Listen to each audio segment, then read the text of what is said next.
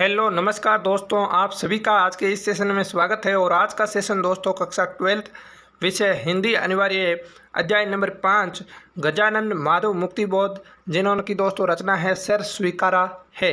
इनके सभी इंपॉर्टेंट प्रश्न एग्जाम की दृष्टि से जो आपकी परीक्षा में आने वाले हैं उनको मैं इस सेशन में हल करवाने वाला हूं। सेशन को पूरा देखिए, जहाँ तक हो सके अपने मित्रों को शेयर जरूर करें और चैनल पर अगर आप नए हो तो चैनल को सब्सक्राइब जरूर करें। जी हाँ दोस्तों, आप सभी को ये भी पता होगा कि आपका एग्ज़ाम 6 अप्रैल 2022 को शुरू होने वाला है और उन दोस्तों 3 घंटों का इतिहास रचने वाले हो आप सभी दोस्तों। पूरी साल का मेहनत मात्र 3 घंटों में समाहित है और वह 3 घंटे दोस्तों आपके पूरे साल की मेहनत को निखारने के लिए ही दोस्तों सरकार दे रही है, जिसका माध्यम है एक परीक्षा। और उस परीक्षा में दोस्तों आपको पूरा में से पूरा नंबर मिले, ये हमारा आशीर्वाद है आपको। और आप हर एक सवाल का जवाब शिद्दत से देवे, अपने दिमाग के साथ अच्छी तरीके से उसके उत्तर को लिखे, अच्छी राइटिंग के साथ लिखे और शानदार राइटिंग के साथ पेपर को हल करें, ताकि आपको पूरे 80 में से 80 अंक मिले। ये आपकी शुभकामना मैं देता हूँ दोस्तों। इस चैनल की दोस्तों मैंने जो भी करवाया है हिंदी अनिवार्य के लिए वो बहुत अच्छा करवाया है। मॉडल पेपर भी करवाए हुए आप अच्छी तरीके से देखिए, निश्चित रूप से उन्हीं में से सवाल बनाने वाले हैं। पूरा दोस्तों मैं आपको हर एक पार्ट वापस से रिवाइज करवा दूंगा। तो बिना समय गंवाए दोस्तों सेशन की शुरुआत करते हैं।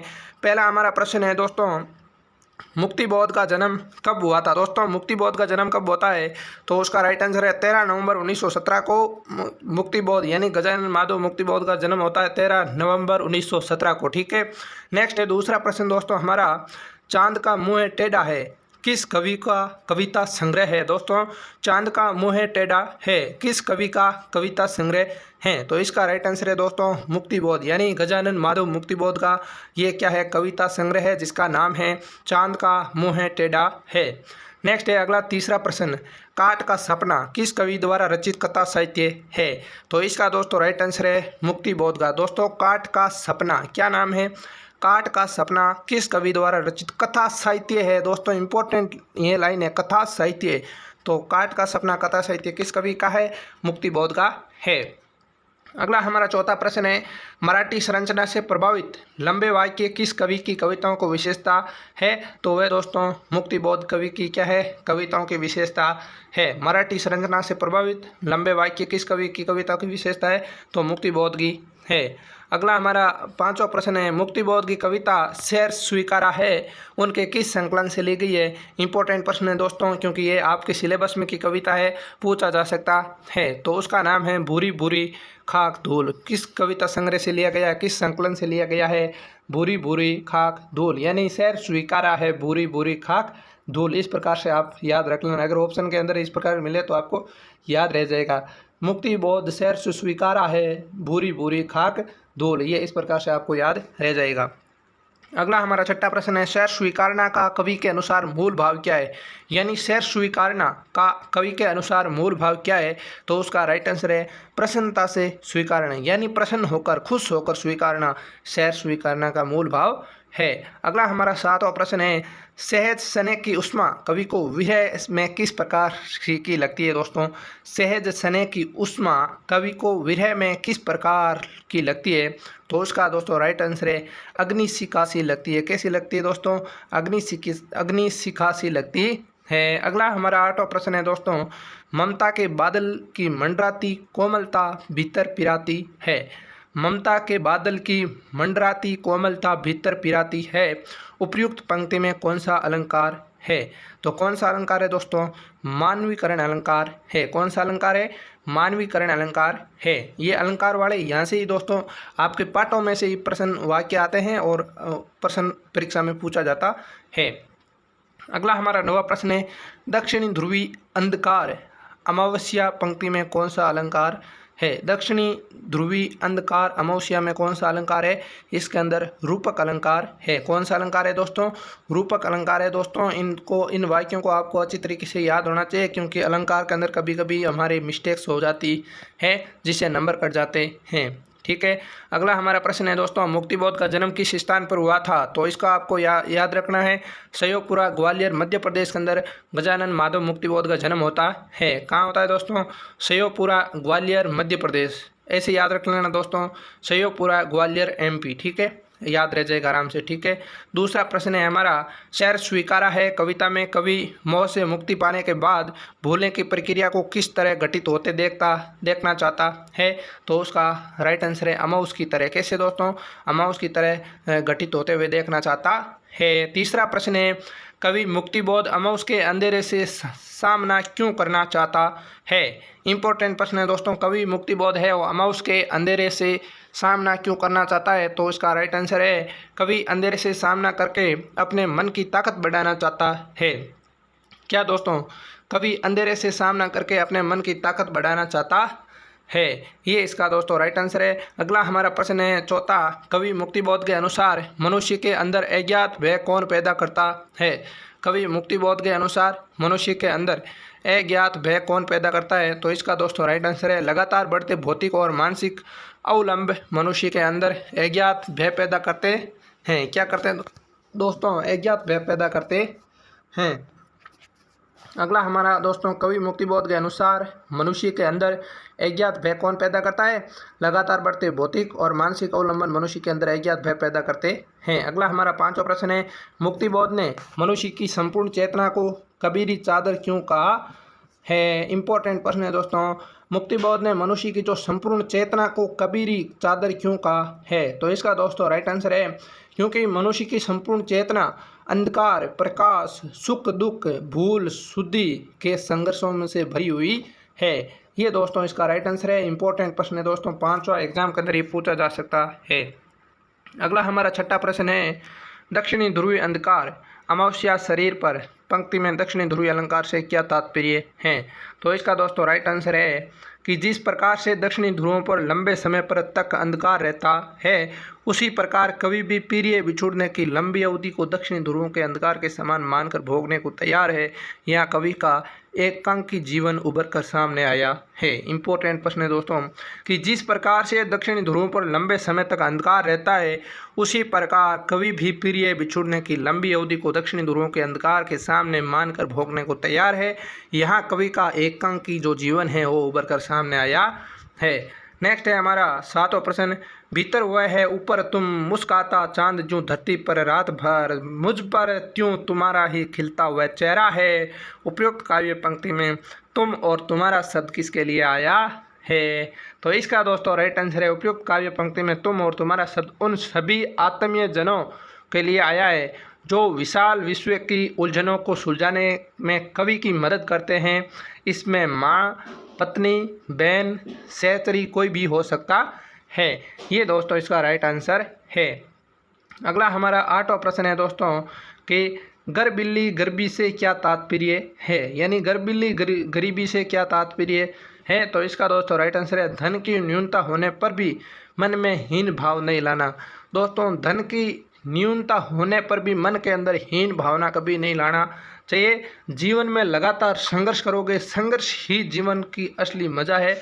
ये आप दोस्तों मान कर चलिए, संघर्ष करोगे तो भी आगे बढ़ोगे, संघर्ष के बजाय कुछ भी नहीं कर सकते हो आप। हर कोई भी कार्य करो उसमें संघर्ष बहुत ज़रूरी है। हर एक समस्या का समाधान संघर्ष के द्वारा ही सुलझाया जा सकता है। ठीक है, अगला हमारा नेक्स्ट प्रश्न है, इसके लघुत्तरात्मक प्रश्नोत्तर में, शहर स्वीकारा है कविता का मूल उद्देश्य क्या है?